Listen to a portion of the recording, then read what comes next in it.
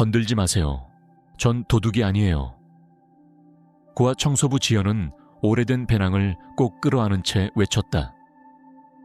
재벌이 그녀가 자신을 훔쳤다고 확신했지만 지연의 배낭을 열어본 순간 그는 얼어붙었다.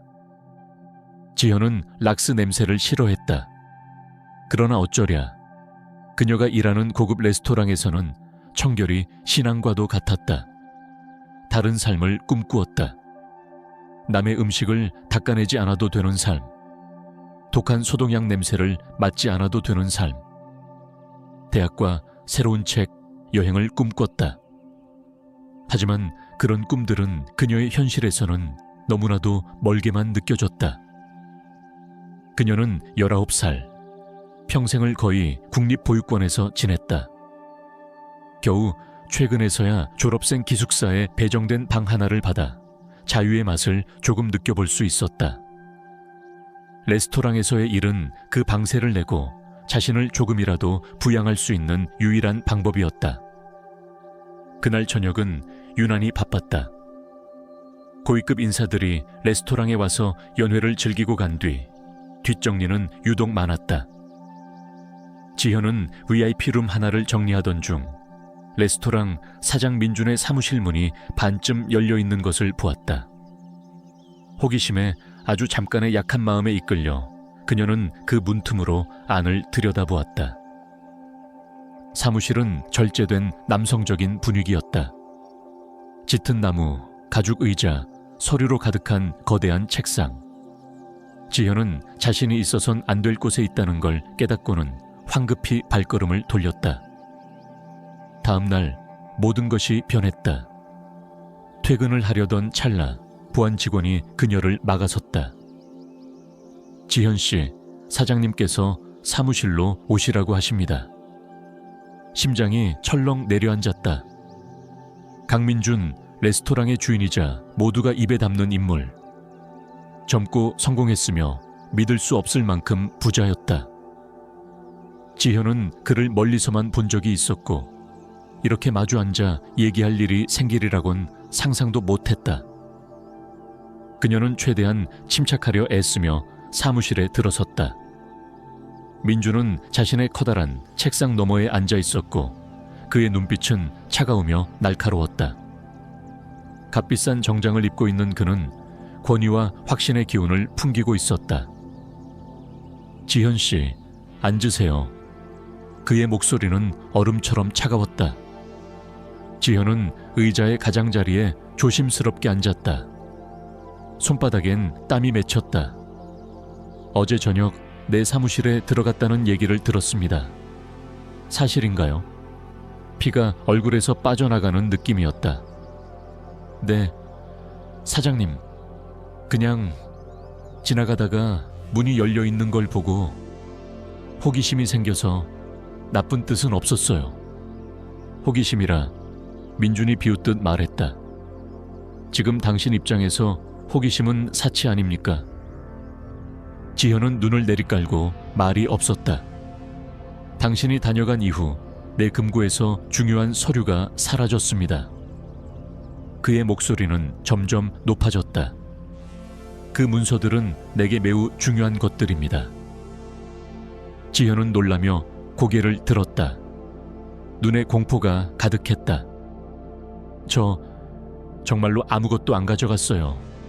금고 근처에도 안 갔습니다. 맹세합니다. 맹세는 필요 없어요. 민주는 단호하게 말했다. 그냥 가방을 보여주세요. 뭐라고요? 지금 당장 당신 가방을 보여주세요. 왜 망설이죠?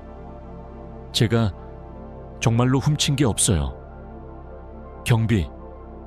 민준이 그녀의 항의에는 관심 없는 듯 외쳤다.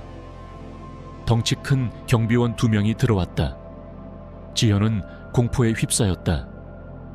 건들지 마세요. 그녀는 가방을 끌어안으며 소리쳤다. 전 도둑이 아니에요. 당신들에게 그럴 권리 없어요. 민준이 자리에서 일어나 다가왔다. 그의 눈엔 일말의 연민도 없었다. 오직 의심과 분노뿐. 지현 씨, 난 장난할 시간이 없습니다. 떳떳하다면 숨길 것도 없겠죠. 가방을 보여주세요. 그럼 이 대화는 끝날 겁니다. 지현은 고개를 세차게 저었다. 그 가방 안에는 그녀의 가장 소중한 것들이 들어있었다. 고아원에서 찍은 낡은 사진들, 친구에게서 받은 편지들, 진료 기록들, 그리고 부모로부터 버려졌다는 사실이 적힌 증명서. 그녀는 그 종이를 가장 깊숙한 곳에 넣어두고 있었다. 과거를 잊고 싶어서, 그것이 자신의 상처이자 비밀이기 때문에. 민준이 그걸 본다면 그녀가 누구인지 알게 될 것이다. 그리고 그녀의 비밀도. 그녀는 그가 그런 자신을 보는 게 싫었다. 상처받기 쉬운, 버려진, 아무도 필요로 하지 않는 자신의 모습을. 부탁드려요. 믿어주세요. 그녀는 간청했다. 정말로 훔친 거 없어요. 가방 안엔 아무것도 없어요. 하지만 민주는 듣지 않았다. 그는 경비원들에게 고개를 끄덕였고 두 사람이 지현에게 다가왔다. 지현은 절박하게 저항했지만 그들은 그녀보다 훨씬 강했다. 한 명은 그녀의 손을 억눌렀고 다른 한 명은 가방을 낚아챘다. 그녀는 절망에 찬 비명을 질렀다. 안 돼요. 그건 제 거예요. 돌려줘요. 가방은 민준의 손으로 넘어갔다. 그는 가방을 받으며 지현을 깔보듯 바라보았다. 지금 우리는 진실을 알게 되겠군요. 지현은 숨을 죽이며 그가 지퍼를 여는 것을 지켜보았다. 차라리 문서를 발견하길 바랐다. 차라리 감옥에 가는 게 낫다고 생각했다. 하지만 그 안에 든 것들은 그녀 자신이자 그녀의 과거였고 그녀가 묻고 싶었던 인생의 진실이었다. 민주는 가방 안을 들여다보았다. 가장 먼저 눈에 들어온 건 구겨진 휴지 한 묶음이었다. 그 다음엔 낡고 해진 지갑.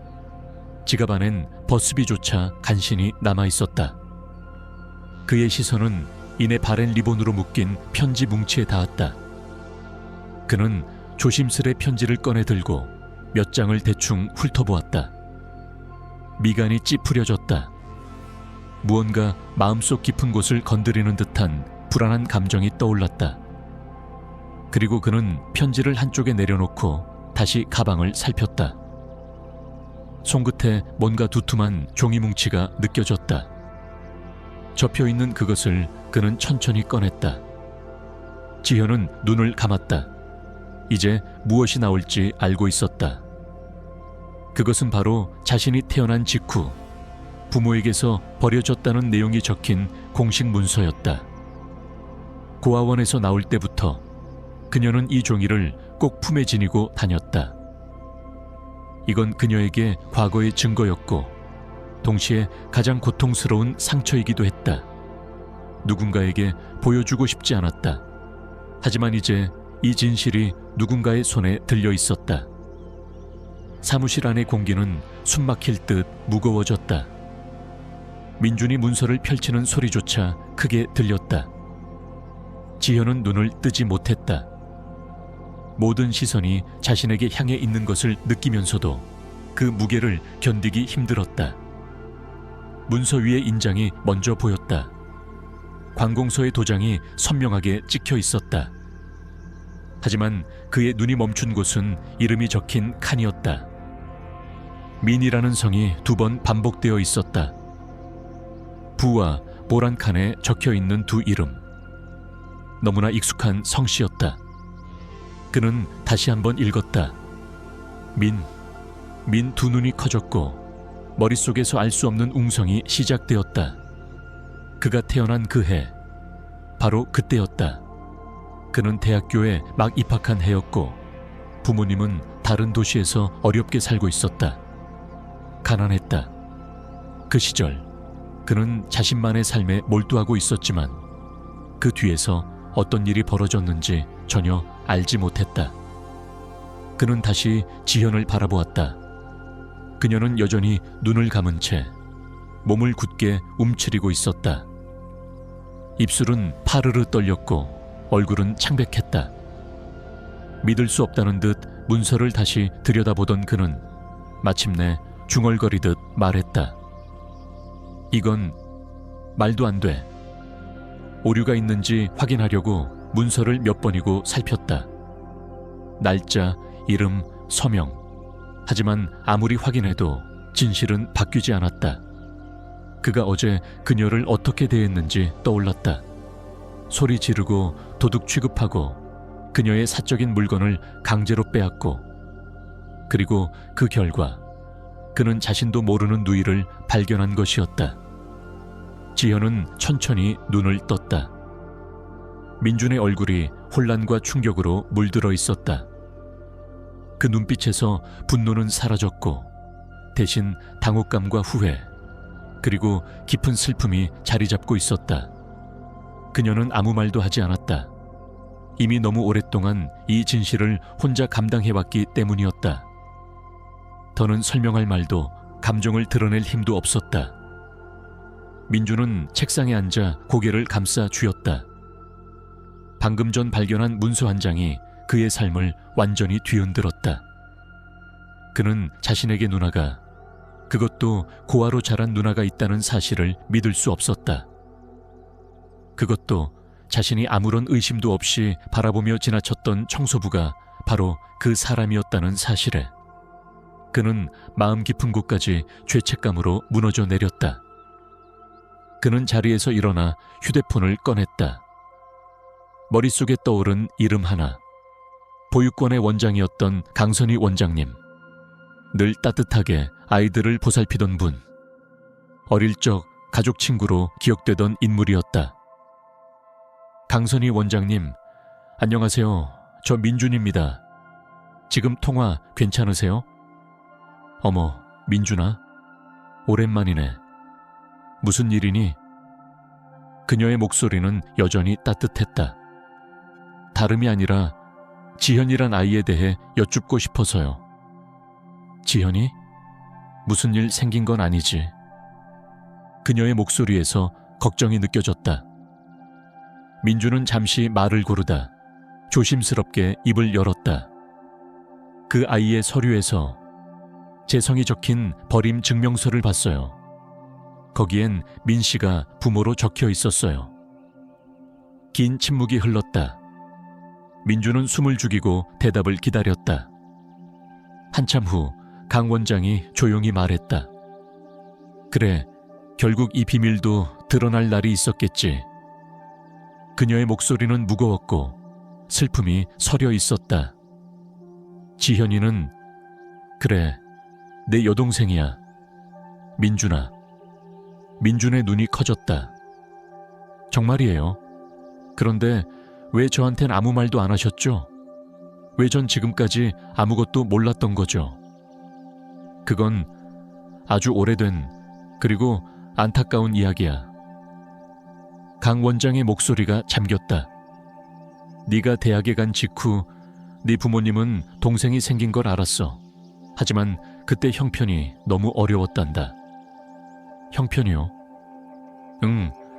너희 아버지는 직장을 잃으셨고 어머니는 건강이 좋지 않으셨어. 둘은 둘째를 키울 여력이 없다고 생각했어. 네가 학업을 중단하길 원하지 않았던 것도 있었고, 그래서 그들은 아주 큰 실수를 저질렀지. 민주는 입을 열기가 어려웠다. 가슴 속에서 분노가 솟구치고 있었다. 그는 가족이라 믿었던 사람들, 존경해왔던 부모가 자신에게 이런 진실을 숨기고 누군가의 인생을 짓밟았다는 사실을 받아들일 수 없었다. 그래 민준아, 그들은 네 반응이 두려웠던 거야. 그저 그게 모두를 위한 최선이라 믿었겠지. 하지만 그는 그걸 최선이라 받아들일 수 없었다. 그건 도망이자 배신이었다. 말씀해 주셔서 감사합니다, 원장님. 정말 감사합니다. 앞으로 어떻게 해야 할지 모르겠지만 그래도 진실을 알게 된 건 다행입니다. 민주는 조용히 전화를 끊었다. 그리고 창밖을 바라보았다. 이제 해야 할 일이 있었다. 지현에게 진심으로 사과하고 그녀에게 자신이 어떤 사람이 되고 싶은지 보여주어야 했다. 진짜 가족이 되어야 했다.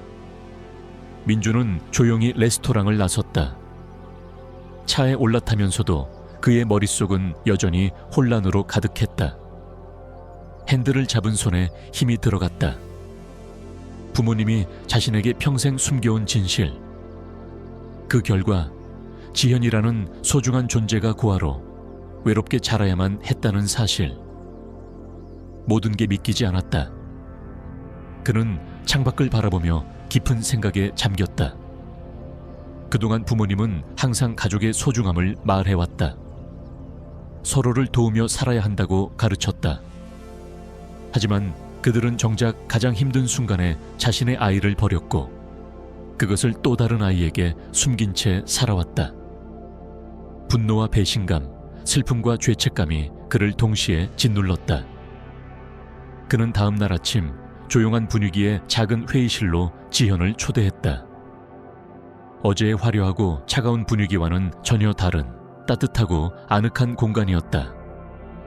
나무로 마감된 벽, 빼곡히 책이 꽂힌 책장, 책상 위엔 각종 요리 관련 서적과 문서들이 흩어져 있었다.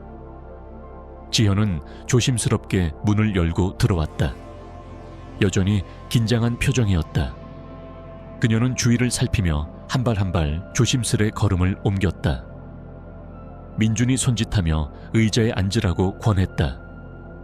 그 목소리엔 더 이상 어제의 냉기가 없었다. 부드럽고 조심스러웠다. 지현은 묵묵히 자리에 앉았다.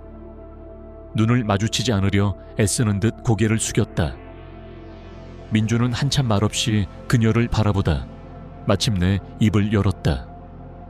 지현아, 나 얘기하고 싶어. 어제 있었던 모든 일에 대해. 그는 천천히 그리고 진심을 담아 말을 이었다. 먼저 미안해.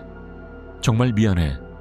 내가 어제 너한테 했던 말들, 행동들 너무 부끄럽고 후회돼. 너한테 얼마나 상처가 됐을지 상상도 못하겠어. 지현은 고개를 끄덕이긴 했지만 그녀의 눈빛에는 여전히 의심과 조심스러움이 담겨 있었다. 어제 그 서류를 보고서야 알게 됐어. 그제야 진실을 알게 됐지. 나한테 여동생이 있다는 걸. 그게 너라는 걸.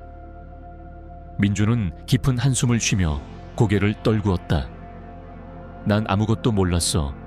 부모님이 그걸 나한테 숨겼어. 오랫동안. 지현은 조용히 그의 말을 들었다. 가슴속에 있던 오래된 슬픔이 다시 꿈틀거렸다. 왜 나한테 말 안 했어? 민준이 조심스럽게 물었다. 내가 누군지 왜 말 안 했어? 지현은 한동안 침묵하다 마침내 조용히 입을 열었다. 말할 수 없었어요. 무서웠어요. 그냥 제가 누군지 알고 싶었어요. 가족이란 사람이 어떤 삶을 살고 있는지 멀리서라도 보고 싶었어요. 저는 아무것도 바라지 않았어요. 다만 진실만 알고 싶었어요. 그녀의 목소리는 조용했지만 그 안엔 깊은 외로움과 절망이 배어 있었다. 민주는 그녀의 말을 듣고 마음이 아려왔다. 너무 오랫동안 그녀는 혼자였고 상처를 안고 살아온 것이다. 지현아, 민주는 진심을 담아 말했다. 내가 도와주고 싶어. 그동안의 내 무관심, 모른 척했던 시간들 다는 아니어도 조금이라도 갖고 싶어. 네가 그동안 받은 아픔을 다 치유하진 못하겠지만 옆에서 함께하고 싶어. 지현은 조심스럽게 그를 바라보았다. 믿고 싶었다. 하지만 마음 한켠엔 여전히 불안이 남아있었다. 그래서 뭘 어떻게 하시겠다는 거예요? 그녀는 담담하게 물었다. 우리 집으로 들어오자. 민주는 조심스럽게 제안했다. 우리 집 넓고 방도 많아. 더 이상 기숙사에서 불편하게 살지 않아도 돼. 편히 지낼 수 있게 해줄게. 지현은 고개를 저었다. 전 안 돼요. 전 제 힘으로 살아야 해요. 누구한테 기대고 싶지 않아요. 더는 상처받고 싶지 않아요. 민주는 그녀의 말을 가볍게 여기지 않았다. 그 진심을 이해했고 무엇보다 그녀의 독립심을 존중하고 싶었다. 그래, 알겠어. 억지로 강요하지 않을게. 다만 기억해줘. 난 네 오빠야. 그리고 언제든 너한테 힘이 되어줄 거야. 그는 잠시 창밖을 바라보다 말을 이었다. 너 공부하고 싶다고 했지? 대학 가고 싶다고. 원하는 전공 있으면 말해. 내가 학비 다 책임질게. 책도 수업도 등록금도. 지현은 깜짝 놀랐다. 꿈이라고만 생각했던 말들이 현실처럼 들려왔기 때문이다. 그건 너무 커요. 받아도 될지 모르겠어요. 그녀는 작은 목소리로 말했다. 민주는 미소 지으며 고개를 저었다. 고민할 필요 없어. 너는 그럴 자격 있어. 그리고 난 진심이야. 며칠 동안 지현은 깊은 고민에 빠졌다. 마음 한편에선 민준의 제안을 받아들이고 싶었지만 또 한편으론 두려웠다. 그가 변해버릴까봐, 혹은 자신이 다시 상처받을까봐. 그녀는 여전히 레스토랑에서 묵묵히 일했다. 민주는 그녀를 배려하며 거리를 두었지만 가끔 다가와 따뜻하게 말을 건넸다. 그 온기와 진심이 서서히 그녀의 마음을 움직이기 시작했다. 결국 지연은 마음을 정하고 조용히 그에게 다가갔다. 저 이사 갈게요. 민주는 놀란 듯 그녀를 바라보았다. 정말이야? 그녀는 고개를 끄덕였다. 하지만 조건이 있어요. 말해봐. 민주는 진지하게 물었다. 생활비는 제가 직접 벌게요. 지금처럼 계속 일하면서 준비할게요. 대학 가기 전까진 제 힘으로 살고 싶어요. 민주는 미소 지으며 대답했다. 알겠어. 내 방식대로 해. 난 응원할게. 그렇게 지현의 인생에 새로운 장이 열렸다. 그녀는 민준의 집으로 이사했고 비록 낯설고 조심스러운 시작이었지만 점차 익숙해지기 시작했다. 이전까지 좁은 기숙사 방에서 살아온 그녀에게는 모든 것이 커다란 변화였고 솔직히 두려움도 있었다. 하지만 민주는 그녀를 강요하지 않았고 그녀의 속도에 맞춰 기다려주었다. 지현은 여전히 레스토랑에서 일했고 그 일상 속에서 스스로를 잃지 않기 위해 애썼다. 그녀는 자신의 삶을 자신이 책임지고 있다는 감각을 놓치고 싶지 않았다. 민주는 그런 그녀를 이해했고 존중했다. 그는 조용히 그녀를 도왔고 때로는 작은 조언과 격려로 그녀의 하루에 힘이 되어 주었다. 그는 그녀가 원할 때만 다가갔고 말이 없을 때는 그저 옆에 있어 주었다. 어느 날 그는 그녀에게 레스토랑의 관리자 직책을 제안했다. 이건 너에게 기회야. 그는 말했다. 그동안 네가 얼마나 성실하게 일해왔는지 내가 가장 잘 알아. 지현은 놀랐다. 자신이 감당할 수 있는 일일지, 잘 해낼 수 있을지 두려웠다. 하지만 마음 한켠에서 작은 희망이 피어났다. 그녀는 조심스레 고개를 끄덕였다. 처음 며칠은 정말 힘들었다. 늘 구석에서 묵묵히 일해오던 지연에게 사람들과 소통하고 문제를 해결하고 직원들을 이끄는 일은 쉽지 않은 도전이었다. 그녀는 자신이 이 자리에 어울리지 않는다고 느꼈고 실수할까 두려워 밤잠을 설쳤다. 하지만 민주는 포기하지 않았다. 그는 하나하나 세심하게 가르쳐 주었고 실수해도 괜찮다고 말해 주었다. 지현아, 누구나 처음엔 서툴러. 중요한 건 계속 배우고 앞으로 나아가는 거야. 그의 말은 그녀의 마음에 깊이 스며들었다. 시간이 흐르면서 지현은 점점 자신감을 되찾았다. 직원들도 그녀를 점점 인정하기 시작했고 그녀는 점차 관리자라는 새로운 역할에 적응해갔다. 무엇보다 그녀는 스스로에 대한 믿음을 다시 세워가고 있었다. 그녀와 민주는 형제처럼 가까워졌고 함께한 시간 속에서 잃어버렸던 가족의 정을 조금씩 되찾아갔다.